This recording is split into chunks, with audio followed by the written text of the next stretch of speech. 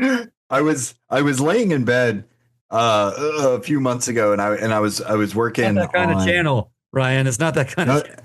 oh no, no. This is Comics in the Making After Dark. So I was laying in bed a few months ago.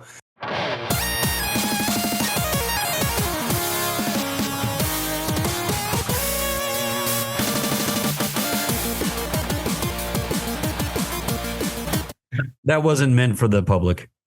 Yeah. It was not meant for the public. So uh, should do another natural cold Shadoo, open. shadoodle, Should do. shadoodle your Should pants. do. Should do. Should do. Should do. Should do.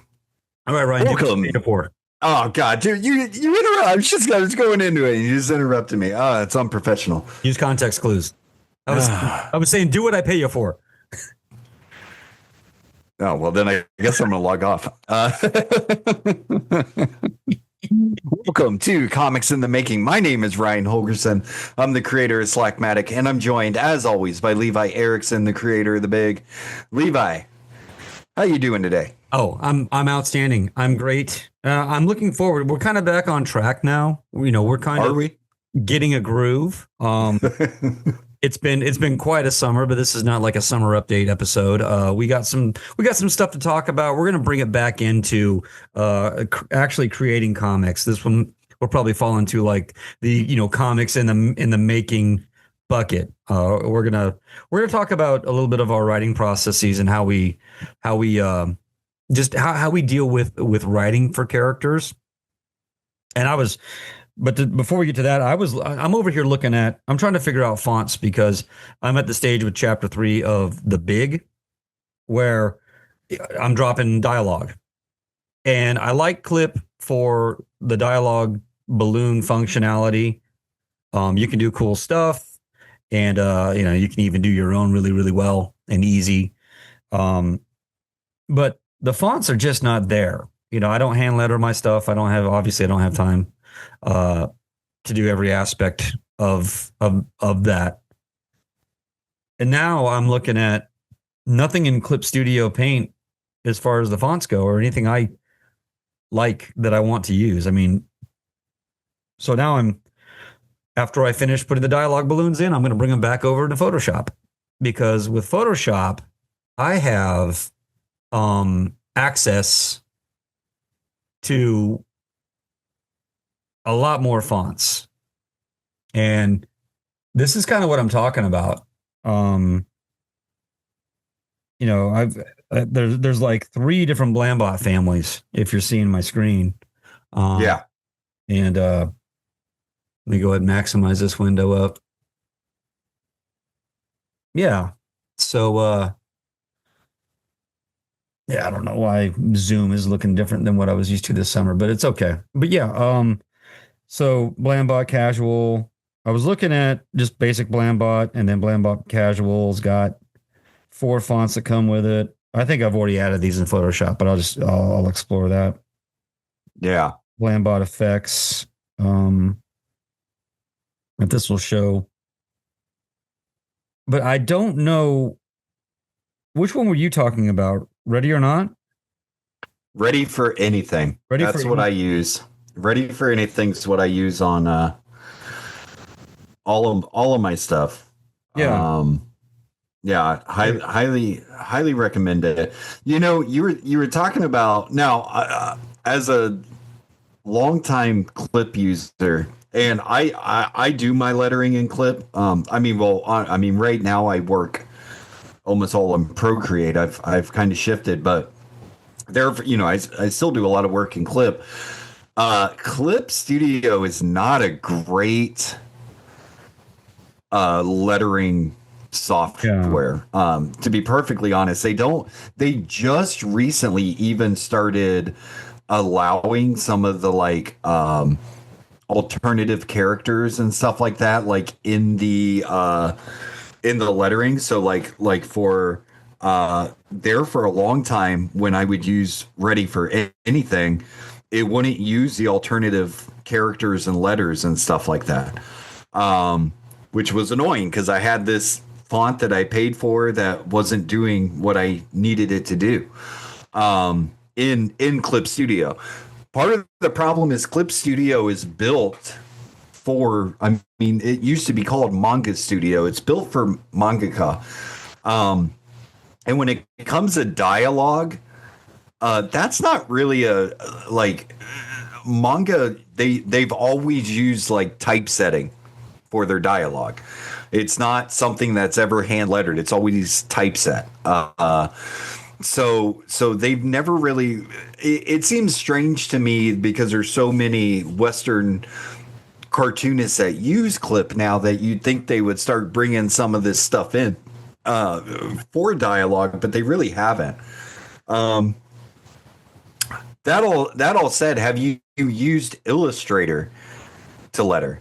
Because I know you have the Adobe Suite. Okay, I look up some tutorials on lettering in Illustrator. I used to back in the day. I would do all the artwork in Photoshop, and then I would go over to Illustrator and I would do all the lettering and word balloons in Illustrator. Interesting. Because it's got those really good, Bezier tools and stuff like that for making your dialogue balloons. Yep. The lettering is really responsive because, I mean, it's all vector. So you're not losing anything when you bring it back into Photoshop. Right. So there's a lot of good tutorials out there about lettering. In fact, one is from Scott McCloud. I think it's on his YouTube channel. Scott McCloud does all his lettering for his books in Illustrator. That's interesting. Yeah. So now, for me, when I was learning it, there was a bit of a learning curve because Bezier tools are really annoying. So. Yeah. So getting those to work right was kind of frustrating, but eventually I got it. But I mean, even if you use that combination with the Clip Studio balloons, which are easier to use, and I think they've gotten a lot better. Yeah. Sure. They kind of, to add the tails, it kind of resembles some of the tools in Illustrator, as far as connecting, no, it does, from one shape over the other one. Really, and that's what I like about it. I would like a little bit more variation in the line, and there's something I can probably do. I'm just right now, I'm like pushing for time. I mean, that's. Sorry to interrupt. I mean, but that variation in line, that's why that's part of the reason I've moved back to Procreate. Mm-hmm.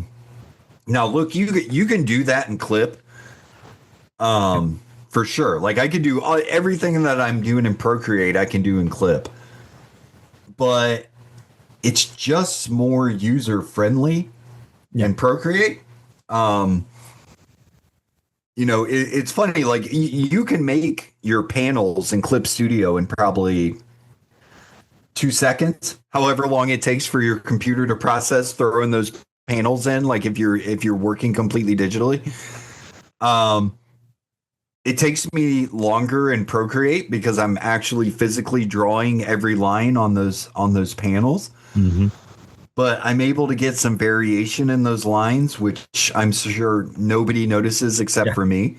Well, I mean, but if I were to do that in Clip, I would get those seconds of the, here's the frame, but then I would have to draw over it to get that line variation, and it would take actually longer doing it that way than it does in Procreate.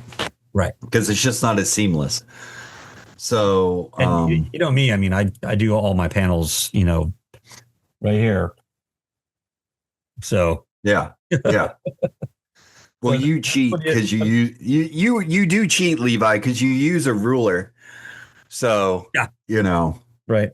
When you guys are reading the big and you see those straight lines, he's using a ruler. I use varying like widths of rulers for that line variation. I'll start with this one. Hashtag fake. I'll start with this ruler. Oh my God. And then I'll go like so far, right? And then I'll go, wait, don't move. I'll put it down, and then I'll grab like maybe maybe this one, right? It's got a little T square. I shouldn't show that because that makes it even more of a. I mean, it's literally shaped like a So crutch. you're cheating your corners too? Yeah. You can just draw perfect 90-degree corners, like just cheating. Oh my God. Oh, I mean, look at that. Look at that stuff. Oh, geez. You Triangle. do 45-degree angles, Got scales that I bought but never used. circles. Yeah. Yep. I'm that's the whole that's full transparency right there. You're witnessing the ending of this channel right now. I can't believe it's he's all cheating so much when he's making his comics. it's pretty much all AI at this point, Oh God. If I'm using, I mean, I've got scales, ovals. So many circles. This triangle's got little tick marks. It's basically so these are the prompts that I feed into the paper, and then the generator, right, works with the prompts, and the next thing you know, I've got panels and stuff like that. So yeah, so this is kind of a breaking episode. This is breaking in many ways. So breaking, speechless. I'm exposed, and I'm sure their hearts breaking now that they know how these comics are actually made. Yeah. I've got a really it's not even legal in this state. I was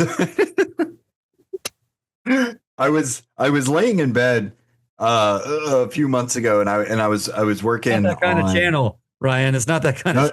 Oh no, this is Comics in the Making After Dark. So I was laying in bed a few months ago, and I was working on whatever page I was working on, and how I work in Procreate is my layer for the panel borders I have set to a grid, so they're always going. The lines already go horizontal and vertical. Like I don't have to think about it. And so I'm laying in bed and I'm inking these panel borders, and my wife is watching me do it, and she goes, "It looks like you're cheating those panel borders." And I was like, "So using a ruler is not cheating?" Like I don't. The only difference is I have a setting that I pushed a button on my iPad versus if I were working in real life, I would have a ruler. Like that's the only difference. So anyway, that was fun talking about all the cheating that you're doing over there. I can actually hear all, just all the subs, like, all the unsubs happening. Yeah. Comics in the making AI art with rulers. Yeah. Yeah, Levi Erickson uses rulers is trending now. Yeah, right. But that's another thing, talking about AI, AI is becoming a word that people are using when they don't mean AI, right? So, and the problem, the reason why that's problematic is because it shifts the meaning, so people are not looking in the right direction. So I'm seeing on, just in casual conversation with people, and I'm seeing on the internet when it's discussed, people referring to like digital art. I mean digital art, as AI. Yeah.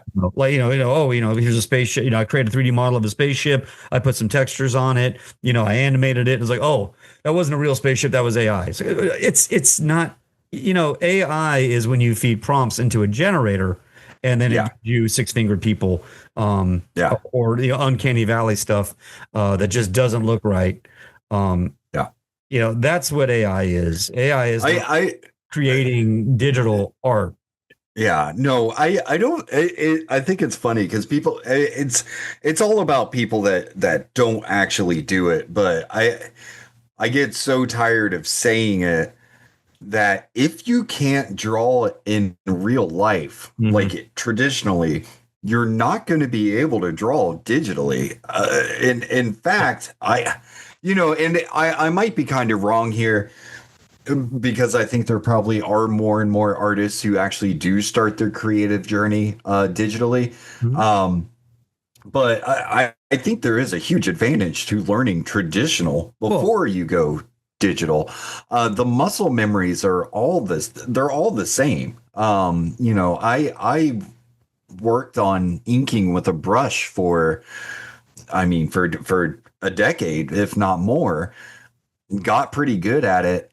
The muscle memory I learned using, actual brush with actual ink is the same that I use on Procreate and Clip Studio. Like there's, is there a difference? Sure, but it's still that, okay, put the pressure on, release the pressure, really, getting those feathered lines, getting that tapered line that I want.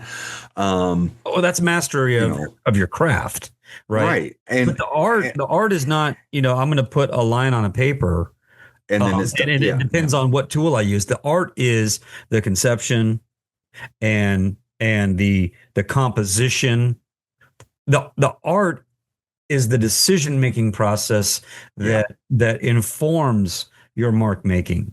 Um, it's the pre-production is where the art happens, even before you get the piece of paper out. It's like, okay, so here's the idea, here's the concept, and I'm going to conceptualize it. I'm going to compose. I'm going to I'm going to juxtapose. I'm going to make decisions on motion, gesture, lighting. Foreground, middle ground, background. What I'm trying to convey with this drawing.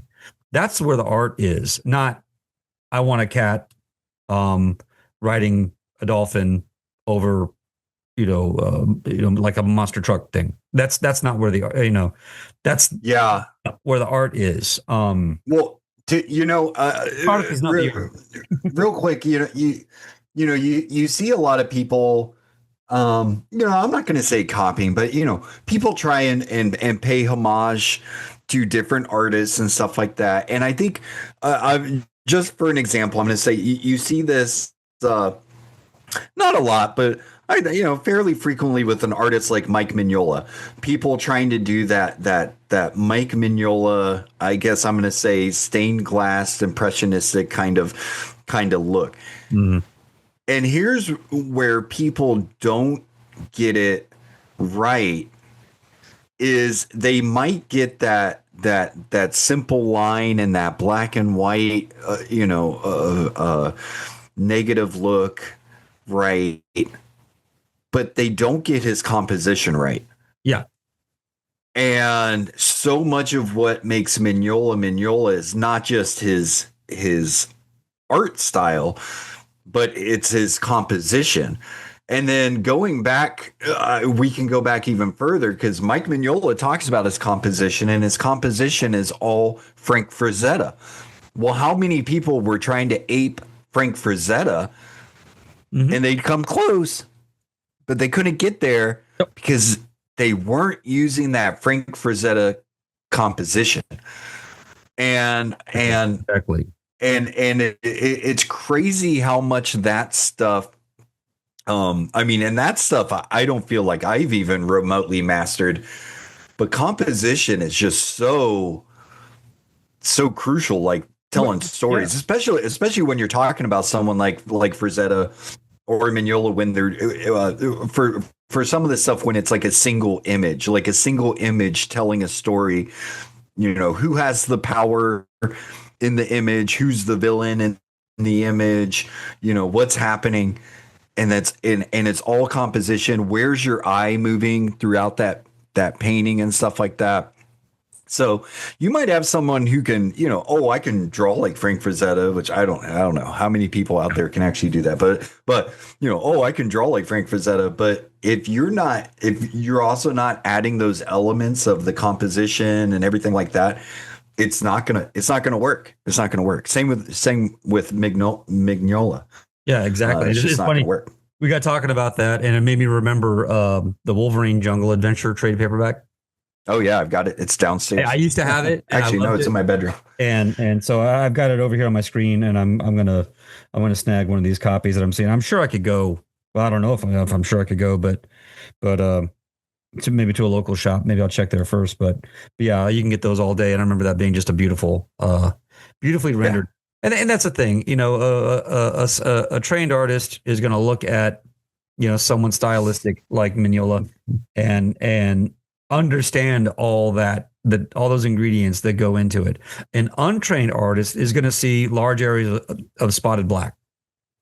Yeah. And think, oh, that's how you do Mignola style. That's what they do. That's what it is. Yeah. It is absolutely not. And that's because you miss so many of those ingredients that are necessary for that art. And that's where people, like you say, who can't draw or don't draw, I'd rather say don't than can't, because I believe everyone can. But people that don't draw, right, they don't know that stuff, and that's okay. But that's why artists are important, and that's why being intentional, and it's the decision-making process that really allows the art to happen, not the marks you're putting on whatever media you're doing. Right. So this is a good segue. Let's transition from people that don't draw to people that don't write. Yes. So I've been thinking about this. Okay, so first of all, I think we've talked about this a little bit before. I don't know. It's hard for me to remember what we've talked on the show, and what I've talked about with my friends. I think we're where we are, the space we occupy. I think we can revisit any topic we want to, and it won't. Yeah, let's talk about the weather. You're gonna put me to sleep. We did. So I've been thinking about this quite a bit. So I get the occasional comment on my comics. I want to say frequently, but I really don't think it's that frequent. I think it's more like when I get them, that's what sticks in my head. It's not the 10, 20, 30 positive comments that I get on Reddit. It's the one where I go, oh my God, I'm worthless. I'm done. What am I even doing here? And honestly, I should have printed them out. I got two completely different comments on the last comic I released. I got one on Instagram that was just super sweet, really nice, like made my day. And literally 3 hours later, I got a comment that was like, I hate this effing comic so much. This is the worst. Like, it was just like, it was diametrically different. But anyway, part of the reason when I get negative comments, part of it has to do with my character, Dad. And in my comic, Dad is naive, ignorant. He's stupid, but he means well. Mm-hmm. A lot of the time, the comments I get is, "Oh, he's a bad parent. The Audrey should leave." It always frustrates me because almost every comic story that I've done starts with him spending time with his daughter or trying to spend time with his daughter, which to me are not the key elements of a bad parent. A bad parent would be someone who just, gives them a phone and says, get the hell out of here. I don't want to see you today. Mm-hmm. Well, all the time. Look, we've all done that. We've all said, I don't want to see you the rest of the day. But I get this comment a lot, or frequently enough, where people are like, oh, he's a terrible parent.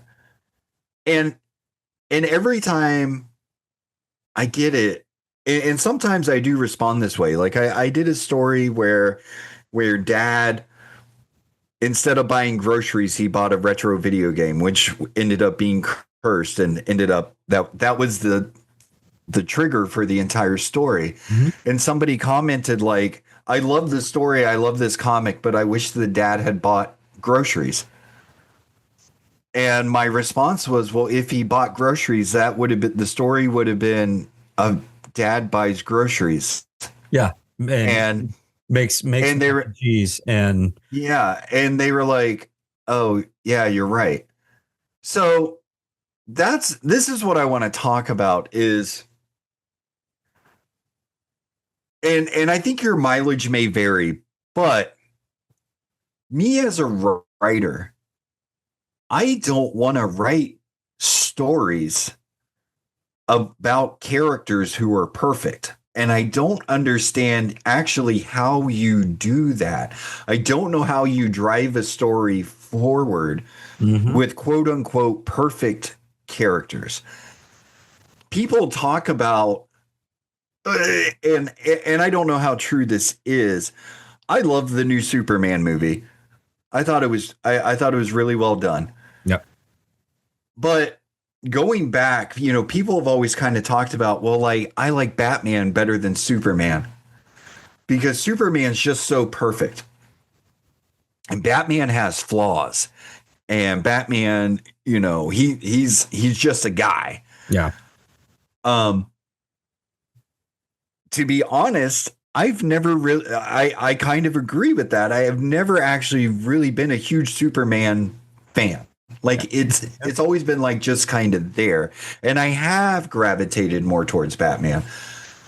That's not to say there aren't great Superman stories out there. Like I said, I think the new movie is great.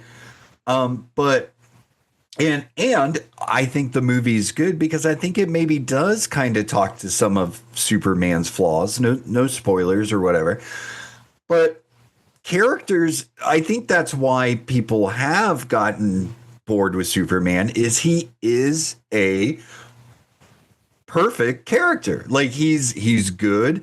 He always tries to do good. He believes in humanity. He doesn't kill. He comes in with the responsibility. I mean, essentially with the awareness that to the Earthlings, you are essentially a god. So act right, and that's once again, and this is the trope, right? When it comes to comic fans, at least of our generation, whatever, is that Marvel fans, the only DC character Marvel fans like is Batman.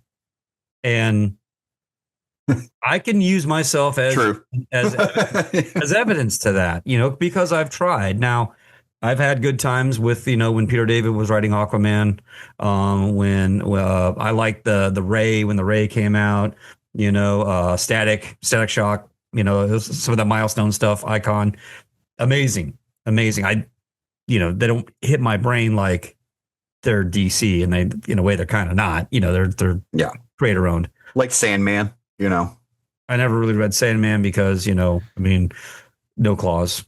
Sandman didn't have claws. I needed claws. I read Sandman, but I read in everything. I read Sandman at the end of it. I'll be honest, I probably didn't understand it. I was like, I don't know, but Sandman has some of my some of the single issue stories they did are still some of my favorite single issue comics of all time. Yeah. And look, hey, I know Neil Gaiman is super canceled now, and he deserves it, but that being said, he's written some of my favorite stuff. Yeah. I'm not going to lie about it. And on that note, like we're talking about separating the art from the art, right. And then, but some of the criticism that you see, some of these creators coming, under fire. I mean, in their real life, they're making horrible decisions and acting terribly. And then there seems to be this trend of people trying to like backwards, like connect the dots to the art they made and look for clues of who this person was. Right. But not even that, Levi. Look, I've had a few comments on some of my comics where people are almost accusing me of being like a bad or abusive parent because of the comics I write. And I'm not making, I've had comments saying, oh, what happened in this guy's life for him to write comics like this? Yeah. I write every time. I want to be like, wow, you must be so fun at parties. Like, I write comedy horror comics. That's what I write. They're not serious comics. At no point when I'm writing this am I like, this is the next Mouse, you know. These are fun, fun comics. Yeah. And but I will get comments saying, you know, alluding to he this must be how he thinks parents should be. Yeah. What's funny is part of the reason I have a character like Dad, which one, he's fun to write. Mm-hmm. The major reason is he drives the story forward. Yeah. If the story was all Audrey, we'd be reading a comic of a little girl reading books nonstop. That's all it would fucking be. It'd be boring. Right. It'd be boring.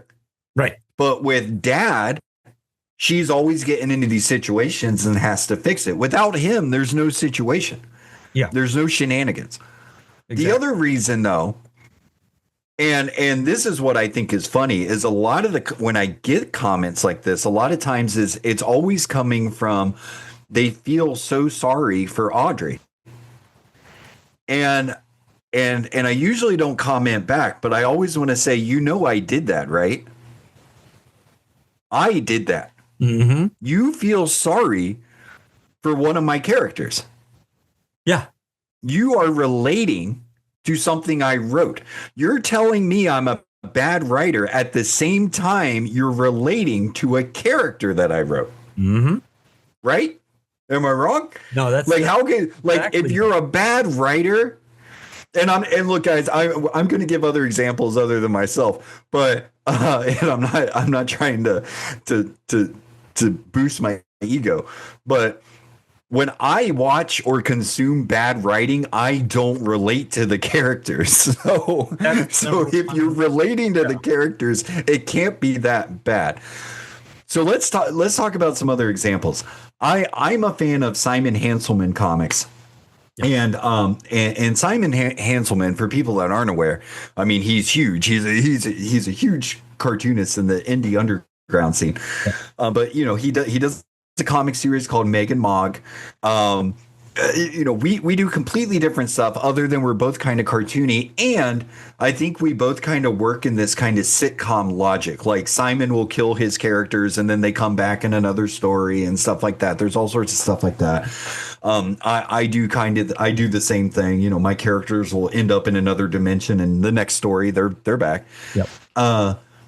But you know, Simon's comics, he's got characters who they're doing drugs, they're having sex, they're doing parties, and he's got a character called Werewolf Jones who is a parent to these twins, and he's just I mean he's always pissing on everything and trying to have sex with absolutely everything, and he's always on like 5 different drugs, and Simon did a I think it was Crisis Zone, but because I don't have it, but I remember him talking about it, and he's talked about it in the past, where he has Werewolf Jones, and spoiler alerts, guys, but I think essentially Werewolf Jones ODs and he dies, and he said he was so taken aback by the comments of people going, "I'm so glad he's dead." Like just all these people talking about how glad they were that this character was gone.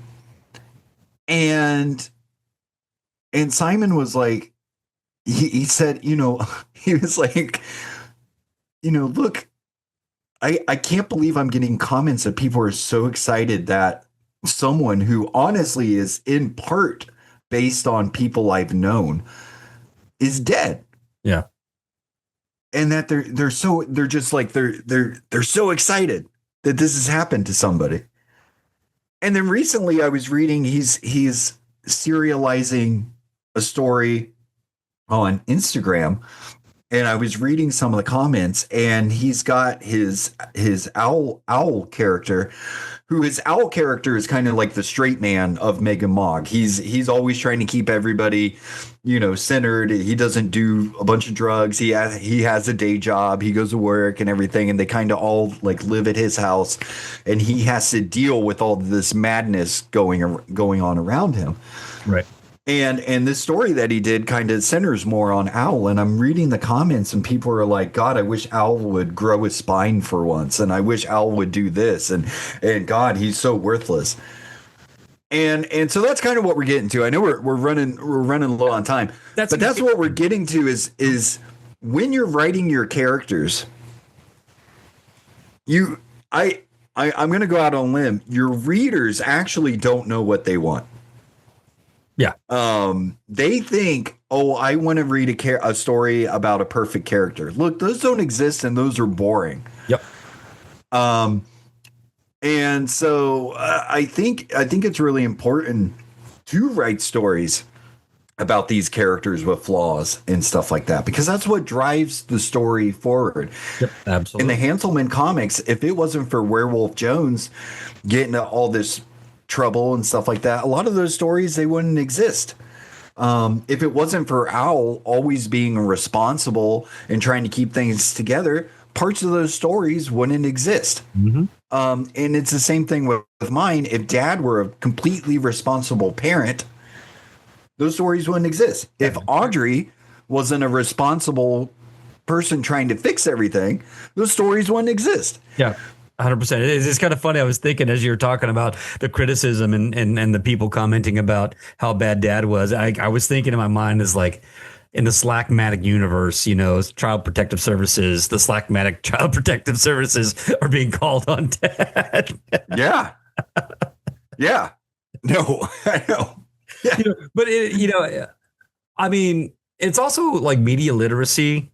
Do you think? Because I watch stories, I watch characters do things I don't like them doing. Even like serialized shows, and you like this character, then they kill the character off, or the character does, a 180 turnaround, and now they're not, But that I know, right? I'm savvy enough that I don't think you have to be a writer yourself to understand those are the things that make the story better. I mean, The Walking Dead, the comic and the TV series, don't fall in love with a character, because they're going to go. And okay, it sucks because, I like that character. The character added so much, but what I'm being, trained as a viewer is that expect anything. And now we get to, look forward to more being offered. So, try to. Yeah, I also don't think I don't think Robert Kirkman beat anybody to death with a bat. I think that might have been his imagination. That tells you everything you need to know about Kirkman. Yeah, think about it. So he's probably all right. Probably actually a zombie. I hope someone got something a little bit out of this. Write your characters, write your flawed characters. You know what? I go out there and experience different types of media that might have stuff that you don't agree with, or and see what they're doing. Mm-hmm. So, but until then, man, I've got nothing else. Do the damn thing. Just do the damn thing. I got to say it.